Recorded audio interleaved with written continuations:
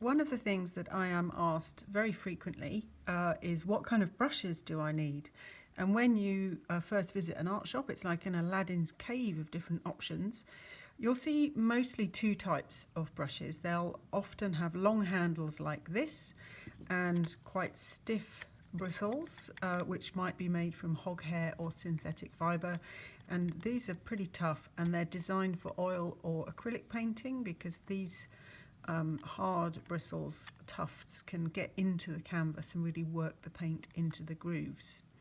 So for watercolour, I'll put that over there, for watercolour you're looking for something more like this, something that's really, really soft.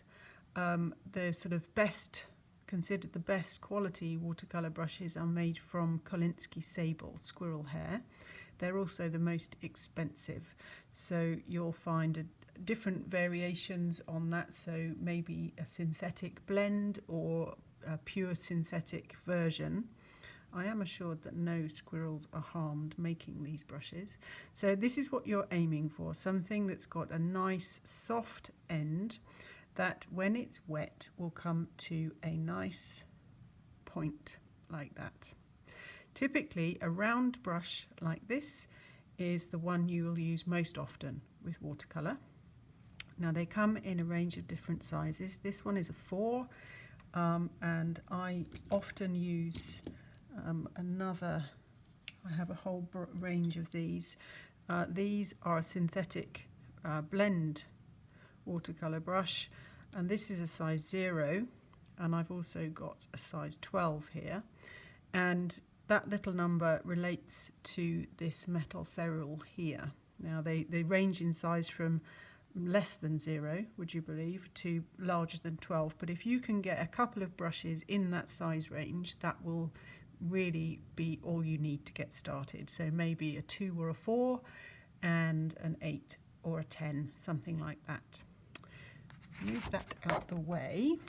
So when you're using a round brush, if I load it up with a bit of colour, when you're using it you can use the tip or the toe of the brush, and then depending on whether you put more pressure on the brush, you can use the belly, the round bit of the brush, to create a different shape. So you're really, by how you use the brush, which part of the brush you use, you'll get all kinds of different various shapes and curves, and so that's perfect for all number of different things that you might be painting. Also very popular are mops. These are mop brushes. These, when they're dry, are very soft and kind of bushy, and then as you add water and paint into the end, because they are designed to hold an awful lot of fluid, this bulk here will then hold all of that and it comes to a nice point. These are very popular for washes, laying down a lot of colour quite fast because you can put so much in there. But because they are a little bit, they're very soft, they're not ideal for detailed work, but really good if you want to lay on lots of water, lots of colour, very quick. Also, we have more specialist kind of brushes. These are, as you can see, the ends, although the bristles, the tufts are quite soft, they've got irregular shapes. This one is a rake or a comb. You might use this if you got into wanting to do something like fur, or you could use this for kind of grass, that kind of thing, because you can get all that irregularity that you'd struggle to get individual strokes like that. This one's a fan brush. These are pretty popular for also vegetation. You can use it sideways on, like that. It gets kind of greenery, or you'd use it the other way around and you would create a kind of conifer type tree shape. Because of the irregularity of the bristles, you could achieve that with a round brush, but these are kind of a bit more fit for purpose. So that's that. What else have we got here? If you have got a synthetic kind of acrylic type brush with the hard bristles, don't throw it away, because you might find it useful for things like texture. So if you had, let's see what we've got here. If you had just the ends, they kind of bounce off the paper, but because the synthetic fibre doesn't hold on to any of the paint and water, you can get some quite nice effects that you would struggle to do that with a soft brush, because it would just glide over the page.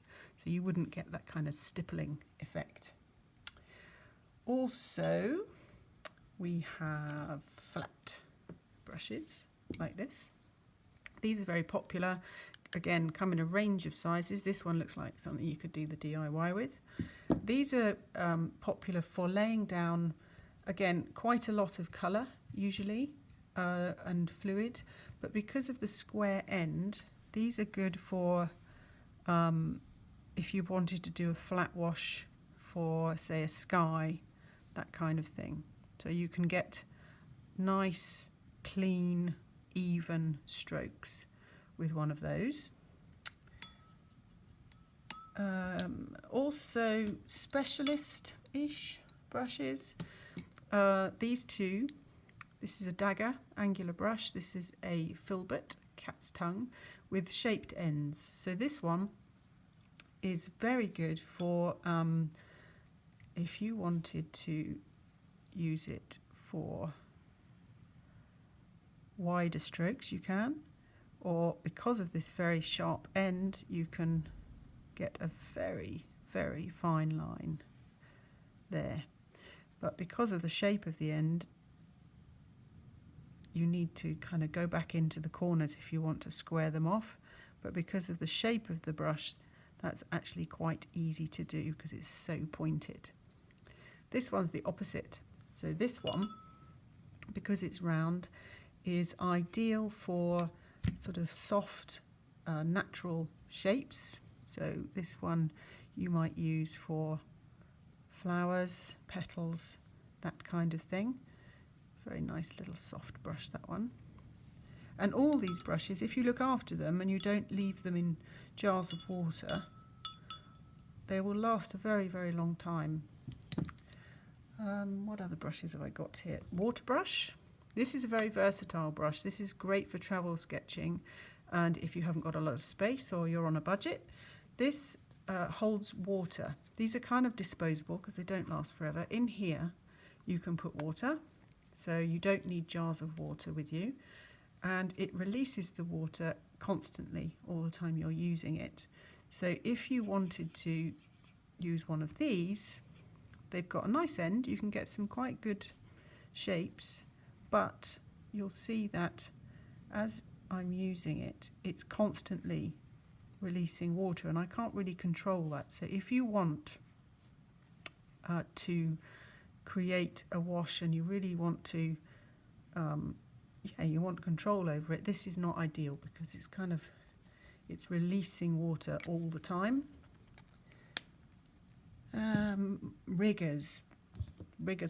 These are some of my favourite brushes. These have very, very long bristles. So if I look at these two brushes here, this is a regular round brush, this is a rigger. You can see the length of the tuft here. It's twice as long. These are called riggers because they're used, or are used for painting the rigging ropes on boat paintings.